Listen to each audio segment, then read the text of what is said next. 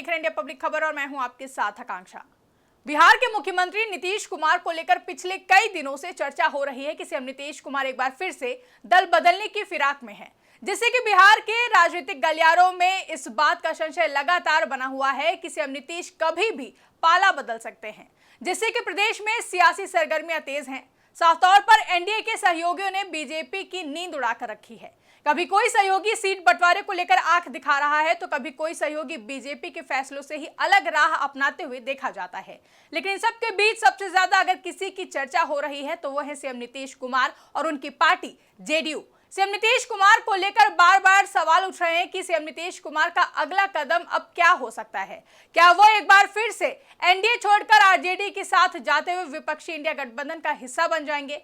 क्या सीएम नीतीश कुमार ने एक बार फिर से एनडीए का साथ छोड़ने का मन बना लिया है? और ये सवाल इसलिए उठ रहे हैं क्योंकि सीएम नीतीश का फैसला सिर्फ बिहार की राजनीति के लिए ही नहीं बल्कि केंद्र की राजनीति पर भी असर डालेगा। और इसी बीच सीएम नीतीश कुमार की जेडीयू की तरफ से यह दावा किया गया कि जेडीयू बीजेपी सरकार का समर्थन नहीं करती है, जिसके बाद से इन सभी सवालों को और ज्यादा बल मिल गया और देश की राजनीति में भारी बवाल भी मच गया है। दरअसल एक साल से भी ज्यादा समय से हिंसा के कारण चर्चा में चल रहा मणिपुर आज एक बार फिर अपने सियासी कारणों से सुर्खियों में बना हुआ है। बिहार के मुख्यमंत्री नीतीश कुमार की अगुवाई वाले जनता दल यूनाइटेड ने राज्यपाल को पत्र लिखकर सरकार से समर्थन वापस लेने का ऐलान कर दिया है। मणिपुर विधानसभा में जेडीयू का फिलहाल एक ही विधायक है और उसके भी ट्रेजरी बेंच की जगह विपक्ष में बैठने की खबर ने इम्फाल से पटना और दिल्ली तक हलचल मचा दी है। जिसके बाद एक ओर जहां बिहार चुनाव से पहले इस फैसले के मायने तलाशे जाने लगे तो वहीं दूसरी ओर सीएम नीतीश कुमार के फिर से पलटी मारने के कयासों ने भी जोर पकड़ लिया और पटना से दिल्ली तक सियासी अस्थिरता के बादल गहरा गए हैं। तो वहीं एक्शन में आई जेडीयू नेतृत्व ने आनन फानन में बयान जारी कर मामले को शांत कराने का प्रयास किया, लेकिन जेडीयू की तरफ से राज्यपाल को भेजे गए पत्र से कई सवाल उठ रहे हैं। सबसे पहले जान लीजिए कि मणिपुर में बीजेपी के प्रदेश अध्यक्ष बीरेंद्र सिंह ने पत्र में क्या लिखा है।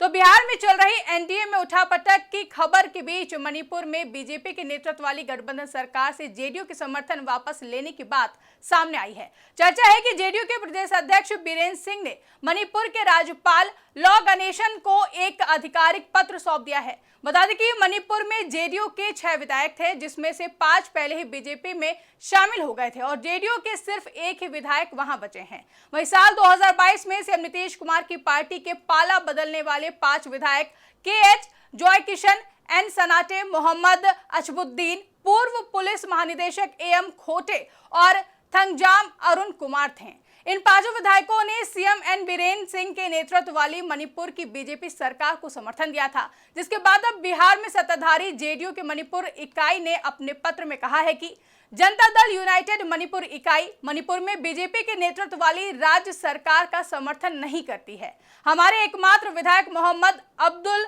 नासिर को सदन में विपक्षी विधायक माना जाएगा, जिसके बाद से राजनीतिक गलियारों में भारी हलचल देखने को मिली। पटना से लेकर दिल्ली तक सियासी अस्थिरता के बादल गहराए तो एक्शन में आए जेडीयू नेतृत्व ने आनन फानन में बयान जारी कर बीरेंद्र सिंह को अनुशासनहीनता के आरोप में पार्टी से निष्कासित करने का ऐलान करते हुए स्पष्ट किया कि हम बीजेपी के साथ खड़े हैं।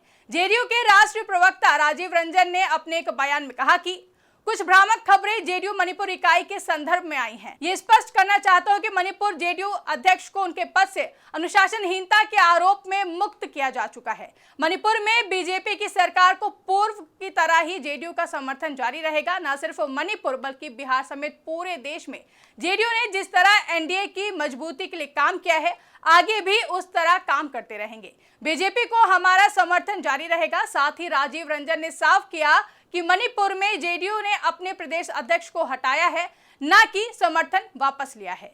बीरेंद्र सिंह की ओर से राज्यपाल को भेजे गए पत्र से लेकर जेडीयू की ओर से उनके निष्कासन तक मणिपुर के घटनाक्रम को लेकर कई सवाल उठ रहे हैं। सवाल यह भी है कि मणिपुर में समर्थन वापसी का पत्र भेजने वाले प्रदेश अध्यक्ष को कुछ ही घंटों के भीतर जेडीयू को क्यों निष्कासित करना पड़ा।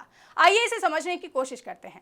बता दें कि जेडीयू की तरफ से यह बयान तब आया जब मणिपुर में जेडीयू के प्रदेश अध्यक्ष बीरेंद्र सिंह की तरफ से राज्यपाल को दी गई चिट्ठी सामने आई, जिसमें मणिपुर जेडीयू के प्रदेश अध्यक्ष बीरेंद्र सिंह ने मणिपुर के राज्यपाल को चिट्ठी लिखकर सूचित किया है कि जेडीयू की मणिपुर इकाई बीजेपी के नेतृत्व वाली सरकार से समर्थन वापस ले रही है, जिसके बाद से न सिर्फ मणिपुर बल्कि बिहार से लेकर दिल्ली तक सियासत गर्मा गई थी। साथ ही कई तरह के सवाल भी उठ रहे थे। इसी बीच आनन फानन में जेडीयू की ओर से राष्ट्र प्रवक्ता राजीव रंजन ने बयान जारी कर ये बातें कही हैं। आपको बता दें कि 2022 में मणिपुर में विधानसभा के चुनाव हुए थे, तब जेडीयू ने 6 सीटें जीती थी, जिसके बाद सितंबर 2022 को जेडीयू ने 6 में से 5 विधायक टूटकर बीजेपी में उसमें शामिल हो गए थे। वहीं हालांकि एकमात्र विधायक के समर्थन वापस लेने से भी मणिपुर में बीजेपी सरकार को कोई खतरा नहीं है।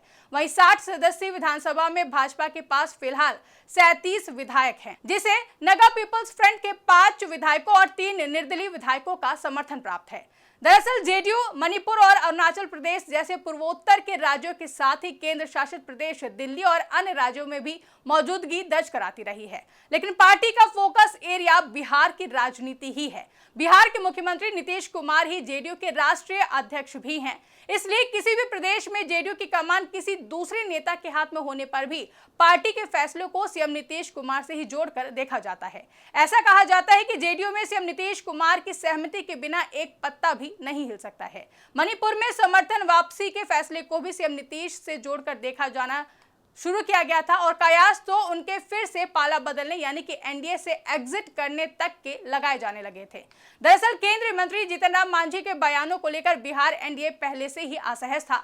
हालांकि केंद्रीय मंत्री जीतन राम मांझी अब अपने बयानों पर सफाई दे रहे हैं और जीवन भर पीएम मोदी के समर्थन की प्रतिबद्धता दोहराते हुए देखे जा रहे हैं, लेकिन सियासी गलियारों में इस बात पर चर्चा थमी नहीं है कि क्या बिहार एनडीए में सब ठीक है।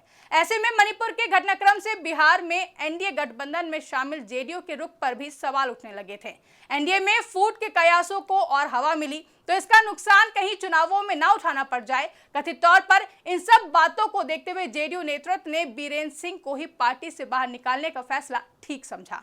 बता दें कि बिहार में सत्ताधारी गठबंधन की अगुवाई संख्या बल में कम होने के बावजूद जेडीयू ही कर रही है। सूबे में इसी साल के अंत तक सभी 243 विधानसभा सीटों पर चुनाव भी होने हैं और चुनावी साल में जेडीयू नहीं चाहती है कि किसी दूसरे राज्य के समीकरणों का बिहार में गठबंधन पर किसी तरह का कोई भी नकारात्मक प्रभाव पड़े। विपक्षी दल भी एनडीए में फूट को मुद्दा बना सकते हैं और मणिपुर का घटनाक्रम ये नैरेटिव स्थापित करने के लिए हथियार की तरह इस्तेमाल किया जा सकता था और शायद ये भी एक वजह रही होगी कि जेडीयू ने मणिपुर में प्रदेश अध्यक्ष बीरेंद्र सिंह को ही बाहर का रास्ता दिखा देना ही बेहतर समझा होगा।